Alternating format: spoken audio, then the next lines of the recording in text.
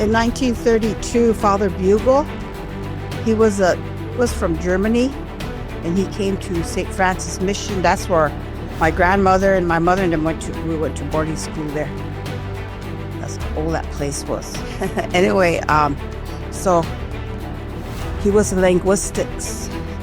He specialized in linguistics, and he went to the old people, and that's how he got our dictionary. I should have brought my dictionary. I left it at home, but it's a Lakota dictionary that him and another person, but he wrote it, and he went to the old people, and that's how he got most of the words and the guttural sounds and the vowels and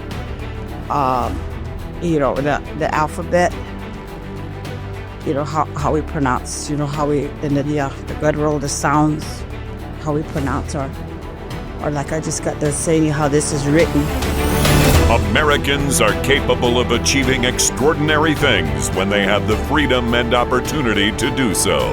This is American Potential.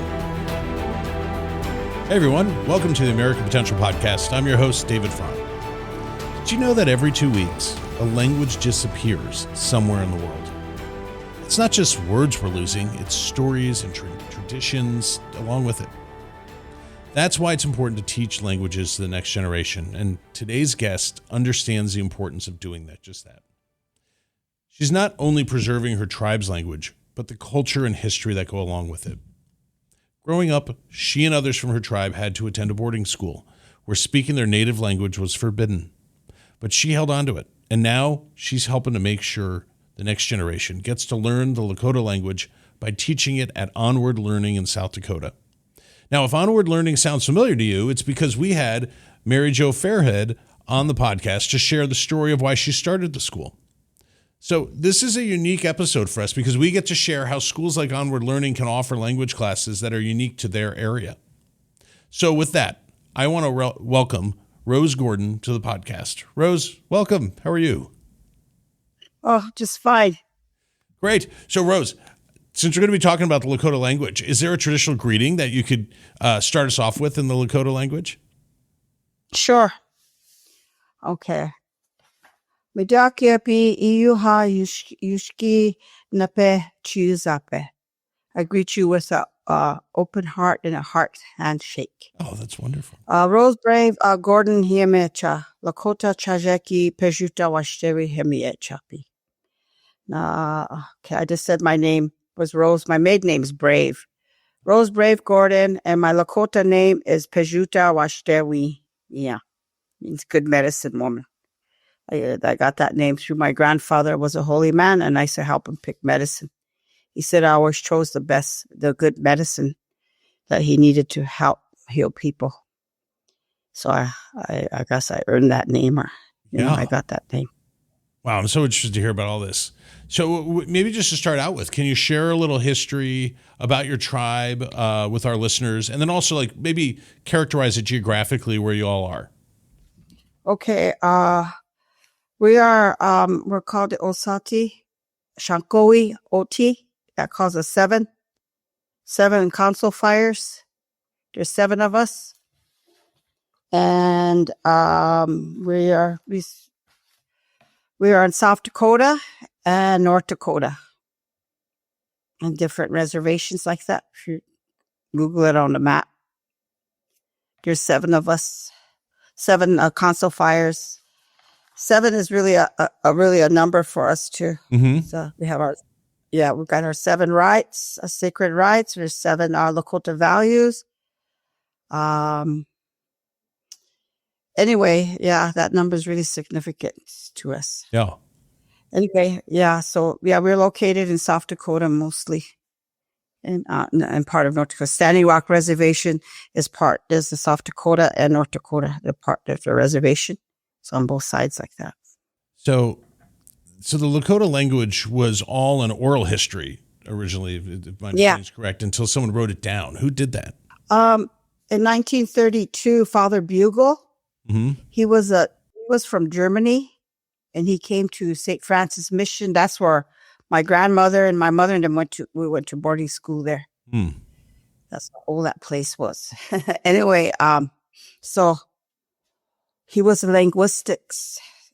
He specialized in linguistics, and he went to the old people, and that's how he got our dictionary. I should have brought my dictionary. I left it at home, but it's a Lakota dictionary that him and another person, but he wrote it, and he went to the old people, and that's how he got most of the words and the guttural sounds and the vowels and the alphabet. How we pronounce, how we and the guttural, the sounds, how we pronounce or like I just got to saying how this is written. Nitaku epi, yuha, yushki, nape, chuzape. That's really long, but it's really kind of short in English. So now, is Lakota your first language? Yeah, that was my first language as a child. Wow. So we'll go get into that. Yeah, my parents, they spoke, and I know I come from a family of 9 children. I'm the baby. I'm the youngest. Wow. Yeah, there's only 2 of us left now. My oldest sister, she's 72, and then me, I'm 65. Anyway, so they experienced the boarding school, how they treated they were treated. So when I was going to go to, and I wanted to go to school, every child wants to, but my mom was like, oh no, it's going to happen to her. They're just going to really. So they was talk English to me to spare me from getting beaten like they did, their hands, put your hands on the table, and they would hit them with this ruler or a stick. And things like that. If you dare speak our language, because they try, we couldn't do it. We had to speak English. They want us to learn English. Anyway, so I would learn off and on. They would teach me English words and stuff like that. So I wouldn't probably try to get punished too much for speaking my language. So, but it was always around. Yeah, my brothers and sisters spoke all the time Lakota as we got older as adults. So. I understood it, and I could, to answer back, but not as good as they did. They were taught the old way by my grandparents and stuff like that too. So they really spoke really good, really good Lakota. And was that somewhat unique to your family, or did other families that you grew up with do the same? Yeah. Yeah, we all did. Yeah, there's very few of and then a lot of my classmates are dying out too. The ones that really did speak good too. We used to talk to each other on the playground in Lakota, and sneak talking, and from the nuns, so they won't hear us, so we won't get punished. But so once they die, they take it with them. Yeah. A lot of our elders that pass away too. I always say that once. They just take it with them. They try to they have their teachings. We try to keep it. We have Lakota 1 and 2 language at our university in Mission, South Dakota, where I come from. I'm from the Rosebud Reservation, and this is Pine Ridge Reservation. I'm on here now. Anyway, and then we have our college. They have a college here too. It's called Oglala Lakota College.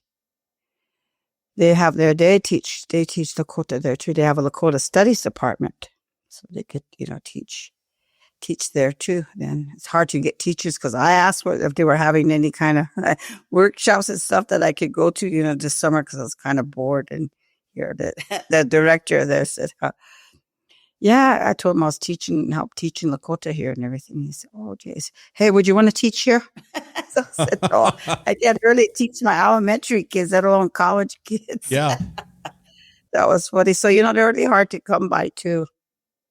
Yeah, Lakota teachers in our language. So, yeah, I like to try my best so that at least they know, because it is dying out. Yeah. Well, so going back to so you were forced to go to boarding school, right? And why? Yeah, we had to. It's the law. If our parents didn't send us, they could go to jail. Wow. That was the law. And it seems like that was a big. The real risk there was that you were being that you had a lot of your culture, and in this case, language, being kind of pushed out of you. And yeah, that's what they wanted. I heard that saying by Richard Pratt. He's the one that came from Britain, I think, and started that to put us all to annihilate us, assimilate us. He said, "I kill the Indian and save the man." That's what his motto was. So that's what their motto was, to do to us, so we wouldn't have our culture no more. They just wanted to do away with us so they could just take the whole land. Yeah. That's what the whole deal was. And it sounded like a pretty harsh boarding school. Maybe for that time it was normal. I don't know. Yeah. And then you weren't allowed to speak the Lakota language. Mm-hmm. But you did say that you kind of did, like on the playground and others you tried. Like, how difficult was that to kind of put your language aside or have to hide it? Yeah, it was hard. You just mostly you try your best to understand English really good, which I kind of picked up my parents. Mm-hmm. My dad spoke real good English. He was really bilingual, so I learned from him also. Yeah, so I was aware. So you're aware of it. So your school though switched from being run by the church to being run by the tribe eventually. Yeah. Were you able to learn anything really new? nice. Like, did that open up? Well, that's when we started to have Lakota studies and Lakota language classes. It was really great. I was in 7th grade when we got to do that, and I was really happy when we turned over to the tribe. So it used to be St. Francis Mission. Now it's called St. Francis Indian School, and then Lakota, because we're Sincharoos, it's called Sincharu Oyateho Incorporated. That's the name of the school now in Lakota, but the English is St. Francis Indian School now. Yeah. Well, that had to be a welcome change for sure. Yeah, it is really nice. Yeah. We didn't start as much either, and we got to go home. They quit the boarding school. We didn't have to. That's wonderful. Yeah. We got to wear pants. Us girls had to wear dresses all the time. Wear those uniforms, those ugly uniforms, I call them. Yeah, so I was really good. I got to wear blue jeans, like that to school. Yeah, that's quite a transformation to not only learning your history and your language, but also being able to spend time every day with your family. That's a pretty dramatic change for a community. Mm-hmm. Yeah. Yeah, when I first came here, we have those little bitty ones. They're like 5 years old here. I help teach, I teach them to Lakota and stuff, but I was telling the teacher, I said, just think, when I was their size, I was put in boarding school. And they said, oh my God, I can't even think of it. I can't imagine. I have a 5-year-old who's turning 6 later this week. And I cannot imagine her being sent away to school. It's sad. I just get lonesome all the time too and cry for my mom and dad. Yeah. Well, I'm so glad that you were able to be there when that switch was made and be able to get the benefits of it. So now you're kind of giving back in a way of, at Onward Learning. So how did you get connected with Onward Learning? She was looking for somebody to help here with Lakota. And a friend of mine says, Rose is looking for a job part-time. And she knows Lakota, so she hooked me up here. So she wanted to interview me, and that was in January, she hired me. So I was like, I taught everything. See, I used to be a substitute teacher, American or school here over there in Allen. It's only like about 20 miles away. It's a elementary school. Well, not really, but it's from K to 8th. And I used to substitute there from everything English, reading, math, the science, whatever. Whenever they needed me, I went in Lakota. And I did that all those years. I just substitute teaching. Anyways, I have that experience in teaching. So anyway, she wanted to have somebody to help do that. When this kid learn another language, or Lakota language, and a lot of them are Oglala Sioux, they're Lakota. They're enrolled. So yeah, I actually didn't ask Mary Jo that when we talked originally about Onward Learning. Are all the students Lakota? Not most of them, but some of them are. They're descendants. Mm-hmm. They're descendants. They got Lakota blood in them, Indian blood. What a fabulous way to tie them back to their ancestry and their history. That's pretty darn meaningful. How does that make you feel to be someone who's lived through an amazing transition and transformation in your community to now have these little kids sitting there who are Lakota learning about, what you lived through and your history? Actually really proud and humbling. I'm glad.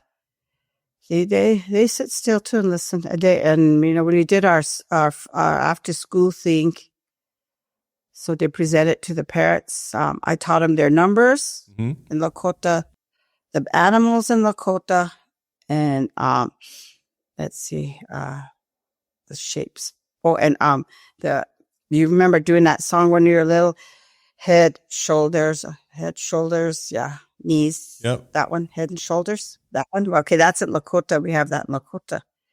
So they learn that and they sing it. I winged it practically. I was like, oh my God. But that's the basics they need to know, is that to put, in sentences, to know the numbers and to know the animals and their colors. And all in our language. Well, so what do the students think about learning the Lakota language? Oh, they like it. Yeah? Yeah. Yeah, they do. They really look forward to it. And the older ones too. I teach the older ones the same things I teach the little ones, but the little ones catch on faster. Oh, yeah. Oh, yeah. Then the bigger ones, I'm at the 6th to 8th grade. Yeah. Yeah, that's harder. So yeah, when you're little, you can pick up languages so easily. I always regret that I've not done more in that area with my kids. But yeah, they're sponges. And I would imagine that a lot of the kids, and maybe it's more so with the older kids, but I would imagine that there's a pride that comes from learning about their heritage and where they've come from. Do you see that manifest in them? Yeah, I see that. Yeah, they're proud of where they come from, and they ask me questions, so I tell them and things like that. But this year I didn't get too much far in that. But this fall I'm going to do more history, more knowledge of our people and stuff like that. Where we come from, where we came from.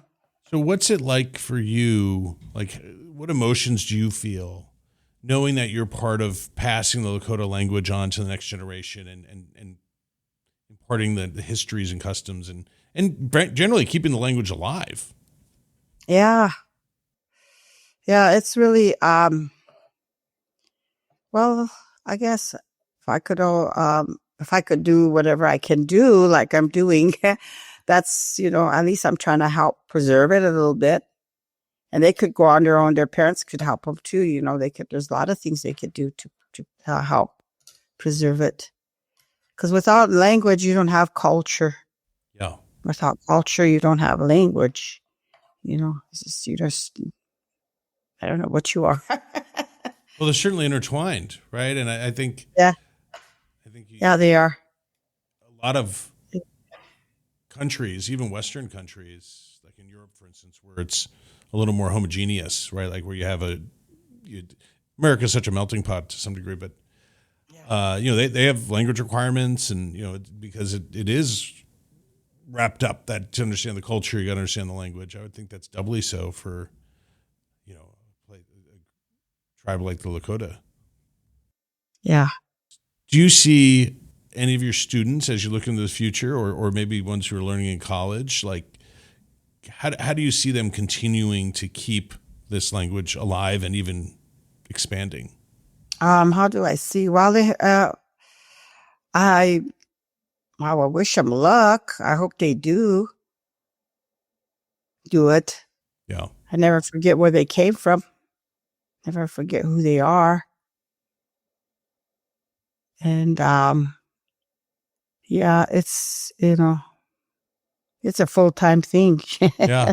Well, I guess as we kind of move towards the end here, so you really understanding your culture and the language that you grew up with, like, how does that influence you as a person? Like, how does that make you who you are? Well, yeah, who I am is how, how I was raised to have respect, to be humble, and just take pride in yourself, what you do. All right, Rose. So we're gonna wrap up here. I wanted to see if you would be willing, if there's some sort of like farewell or something related to that you could give us in the Lakota language. Okay. Doksha ake wachi akinkte.